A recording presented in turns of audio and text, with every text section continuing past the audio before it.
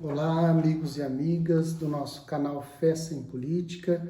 Meu nome é Alain, estamos aqui mais uma vez para mais um vídeo da nossa playlist O Deus da Bíblia. E vamos falar hoje sobre Satã, né? Satanás, o diabo, né? Esses nomes que aparecem na Bíblia designando o mal, esta oposição ao Deus verdadeiro, né? Assim como os deuses, também o diabo e os demônios são mais parecidos aos elementos da natureza. Por quê? Porque a natureza deles é espiritual, né? Eles são criaturas de Deus. Já os deuses são obra da imaginação humana, tá bom? Então, quem não viu, veja o vídeo que eu falo dessa mesma playlist, né? O Deus da Bíblia, que eu falo sobre os falsos deuses, e também sobre o Deus verdadeiro, nosso Deus, né? Já fiz alguns vídeos, dê uma olhada na playlist lá, o Deus da Bíblia, ok? Então é uma sequência, são vídeos mais curtos que estão nessa playlist. Já fiz também o primeiro vídeo sobre os demônios, né? Quem são os demônios, espíritos maus. E agora vou falar sobre o diabo e o Satanás, né? Não vou repetir toda a introdução que eu fiz lá no vídeo sobre os demônios, vocês olhem lá, né? E só vou repetir aqui que o tema principal da Bíblia inteira, né? Não é a história do mal, dos demônios, mas sim de Deus, lógico, né? E de seu amor por nós. Então, o Deus verdadeiro, nosso Deus, o único, né? Só existe um Deus, ele não tem rival ou inimigo direto, igual a ele. Não existe, porque tudo fora dele é criado por ele, né? Ele é o Criador, ele é o absoluto, ele é o Todo-Poderoso, né? Se as Escrituras falam, então, do diabo, dos demônios, do mal, né? Às vezes até de maneira nua e crua, né? Que hoje em dia o homem moderno, pós-moderno, ele estranha, é em função de esclarecer esse projeto de amor, né? Por nós, da parte de Deus, por cada um de nós, ok? Então vamos lá ao nosso vídeo. Então já se inscreve no canal, dá o joinha aí, né? Compartilha o nosso vídeo, ok? Com o intuito de mais pessoas terem acesso a isso. Mas já repetindo que é uma playlist, né, gente? Playlist é playlist. Então, não adianta você assistir esse vídeo só agora aqui e querer entender todo o contexto, né? Então, você tem que pegar lá o vídeo sobre os falsos deuses, todos os falsos deuses, ou a maioria dos falsos deuses que aparecem na Bíblia, pegar os vídeos sobre o Deus verdadeiro que eu fiz, e agora fiz já um sobre os demônios e agora sobre Satanás, né? Para você entender todo o contexto, né? Uma sequência, é mais ou menos uma sequência, tá bom? Então, Satã e Satanás, né? Na Bíblia. Aparece no Antigo Testamento hebraico, essa palavra Satã ou Satanás, né? E significa o adversário, o inimigo, o acusador. Em Jó, nos capítulos 1 e 2 de Jó, e no capítulo 3 do profeta Zacarias, esse Satã aparece com funções definidas. Então, antes disso, não aparece na Bíblia com funções definidas. Mas em Jó 1, 2 e Zacarias 3, ele já tem mais uma personalidade ali. Em Jó, né? Em Jó, o que acontece? O seu papel é mais de espião. O Satã lá do começo do livro de Jó é como um espião, né? Exercia espionagem. É um ser equívoco, né? Meio confuso ali, separado, distinto dos filhos de Deus, entre aspas, né? Os filhos de Deus ali dá a entender ali no livro de Jó que são os anjos, né? São os espíritos que estão na presença de Deus. Mas esse Satã, ele é separado, ele é distinto, ele é equívoco, ele é estranho ali aos filhos de Deus. Ele é cético, né? Duvidoso em relação ao homem, é desejoso de encontrar no homem alguma culpa, né? Por isso que ele vai e instiga Deus lá contra Jó, né? Ele é capaz de desencadear sobre nós, fica claro no livro de Jó, toda espécie de desgraças, se Deus permitir, lógico, né? Tanto é que ele pede a Deus, né? O Satanás pede a Deus permissão. E Satanás pode até nos arrastar ao mal. Isso a gente vê no versículo 6 do capítulo 1 e também numa outra passagem em 1 Crônicas 21:1, né? Quando o Satanás instiga, arrasta Davi a fazer o recenseamento do povo, né? Instigando Davi ao mal. Por tudo isso, se Satã não é deliberadamente contrário, hostil diretamente a Deus, como a gente falou, ele, no entanto, duvida do êxito, do sucesso da obra do Senhor na criação do homem. Então, ele duvida que Deus tenha feito as coisas certas, né? É como se ele acusasse Deus de criar o homem de forma errada, né? Mais do que cínico, irônico e malévolo, os livros de Jó e de Zacarias nos apresentam um ser pessimista. Então, Satã é um pessimista que ataca e agride o ser humano por ter motivos para invejá-lo. Então, Satã é aquele ser invejoso, né? Foi por inveja do diabo que o pecado entrou no mundo, vai dizer o livro de Zacarias, né? E depois a gente vai, na sequência aqui de Satanás, nós vamos falar sobre o diabo, que na verdade são o mesmo, mas a gente vai entender melhor isso. Então, o Satanás, por inveja, ele é um ser pessimista que desconfia, duvida que Deus tenha feito o homem, tenha criado o homem de forma boa, de forma correta, né? Olha aí. Por tudo isso, Satã será assimilado a outras representações ou figuras do espírito do mal, sobretudo a serpente de Gênesis 3. Então, por essas características desse Satã, ele é comparado à serpente maligna de Gênesis 3, a tentadora, né, que tenta lá Adão e Eva no paraíso.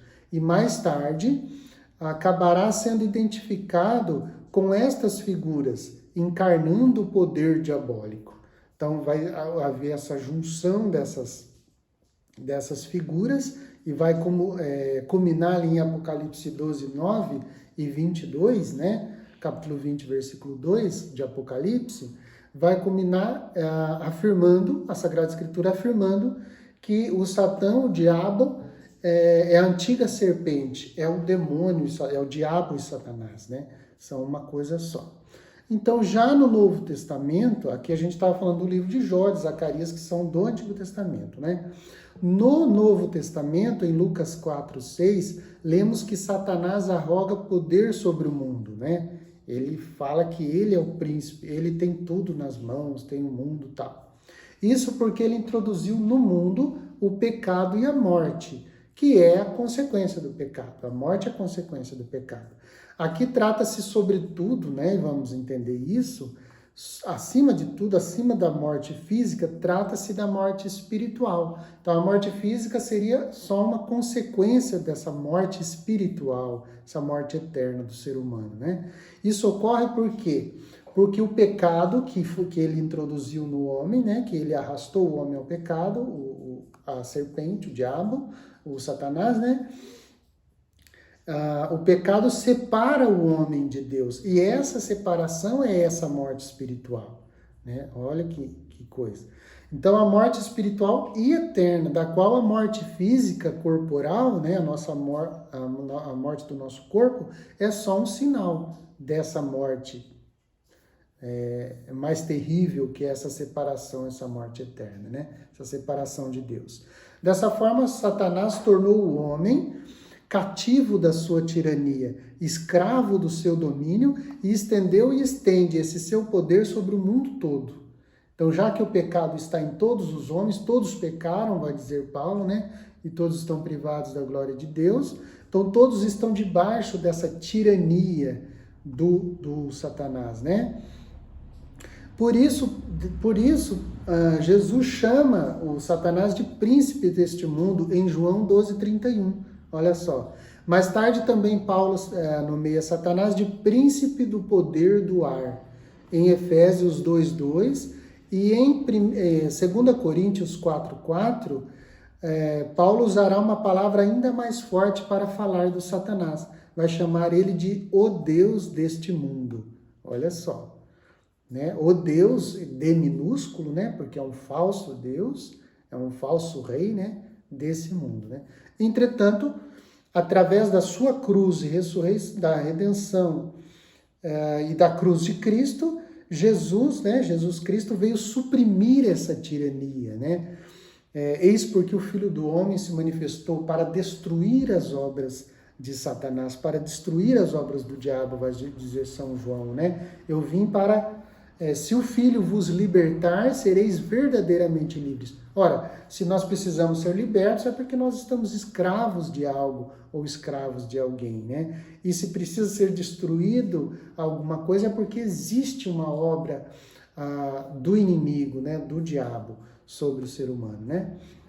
Então, através de sua cruz e redenção, do mistério pascal de Cristo, ressurreição, Jesus suprime esse cativeiro, né? Nos liberta desse cativeiro do inimigo, pois Jesus é o Rei do universo, sobre tudo e sobre todos. Então, Cristo é o verdadeiro Rei, é o verdadeiro Senhor, né? Dessa palavra Senhor, Kyrios, no grego, quer dizer isso, o verdadeiro imperador, o verdadeiro Senhor, é nosso Senhor e Salvador Jesus Cristo. Amém? Ele veio nos libertar dos poderes das trevas e nos introduzir no reino do seu Filho bem-amado, no qual nós temos a redenção, a remissão dos pecados pelo seu sangue, vai dizer depois São Paulo, naquele hino maravilhoso de Colossenses e também no hino de Efésios, né? Ele nos libertou do poder das trevas, do poder do demônio, da tirania desse príncipe, deste demônio, e nos introduziu no seu reino, né? Assim nós vemos como que uma dupla realeza, né? Isto é, a realeza de Cristo, de Jesus, em contraposição à realeza do diabo, as quais devem ser compreendidas no campo ético. Então essas duas realezas devem ser compreendidas no campo ético. Vamos entender isso. O diabo é mentiroso por natureza, né? Jesus vai falar isso, pai da mentira. Desde as origens, ele enganou a humanidade a respeito dos mandamentos divinos. Ele enganou Adão e Eva lá, falando uma mentira, né? E isso acarretou a morte para nós. A morte para Adão e Eva, a morte para todos os seus descendentes, né? O diabo, portanto, é homicida e assassino, vai dizer Jesus, né? Em João 8,44. Gênesis 3 aparece também essa função homicida, né, do diabo, né, do demônio, do Satanás. Em Sabedoria 2,24 também, que eu já citei, né? Foi por inveja do Satanás que o pecado entrou no mundo. Também as autoridades judaicas quiseram matar Jesus e o fizeram porque foram instigadas pelo diabo. Aqui nesse versículo 44 do capítulo 8, Jesus está especificando, né, que eles queriam matar Jesus, as autoridades judaicas, porque estavam sendo instigadas pelo pai deles, que é o diabo, né? Como Caim fez com Abel. Então, como Caim também foi instigado pelo mal para matar o seu irmão Abel, as autoridades judaicas estavam sendo instigadas por Satanás para matar Jesus. 1 João 3,12. Então, o príncipe deste mundo é a causa de todas as desordens morais, né? Seu reino é o do mal e gera o quê? A morte, como a gente viu. Agora, o reino de Cristo. Então, dupla realeza. Falamos da realeza do mal, de Satanás. Agora vamos falar da realeza de Cristo, né? Já Jesus, ao contrário, foi enviado por Deus para nos dizer a verdade. Satanás é o pai da mentira.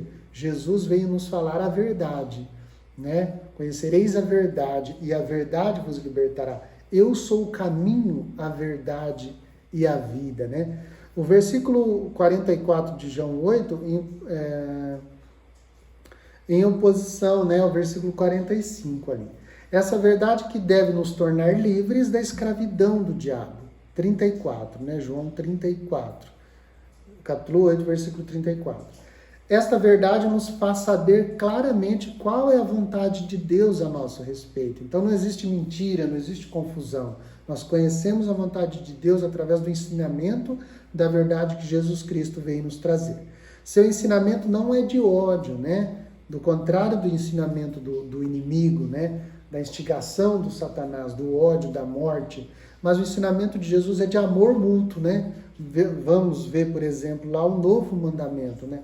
Eis que eu vos dou o meu novo mandamento. amai-vos uns aos outros como eu vos amei. João 13:34, 1 João 3:11 e seguintes, né? Então, o reino de Jesus, portanto, é o do amor e gera a vida, né? A salvação e, sobretudo, a vida eterna. A gente vê em várias passagens lá, né? João 12:49, 5:24, 8:51, 1 João 3:14 e seguintes, etc. Tá bom? Agora vamos ver o vocábulo diabo, né?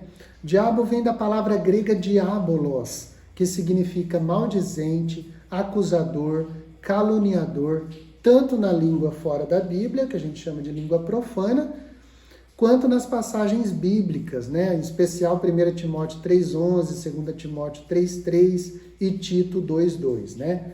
Então, a mais antiga tradução do Antigo Testamento hebraico para a língua grega, chamada de 70 ou Septuaginta, é que usou pela primeira vez este termo, diabo, né, para traduzir a palavra Satã do Antigo Testamento hebraico.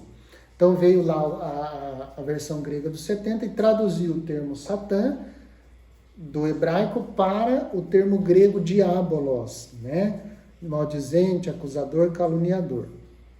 E assim esse termo lá do Antigo Testamento grego passa para o Novo Testamento, esse termo da versão grega dos 70, né? Pois a igreja primitiva usava o Antigo Testamento grego dos 70, ok?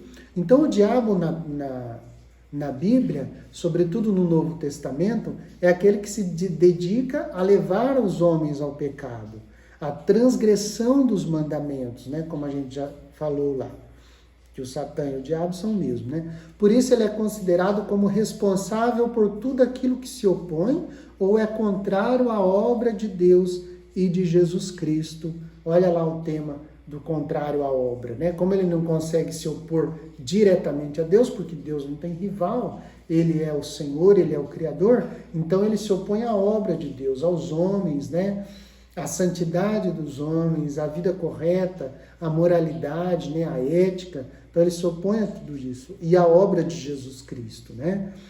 Por exemplo, a gente vê em Mateus 13:39, novamente João 8:44, João 13:2, Atos 10:38, Efésios 6:11, 1 João 3:8 e assim por diante, né? Até na paixão de Cristo, o poder do diabo atua de modo invisível por detrás das ações humanas. Então, até na paixão de Cristo, ali o demônio está agindo, né? Instigando Judas, a traição de Judas, a negação de Pedro, né?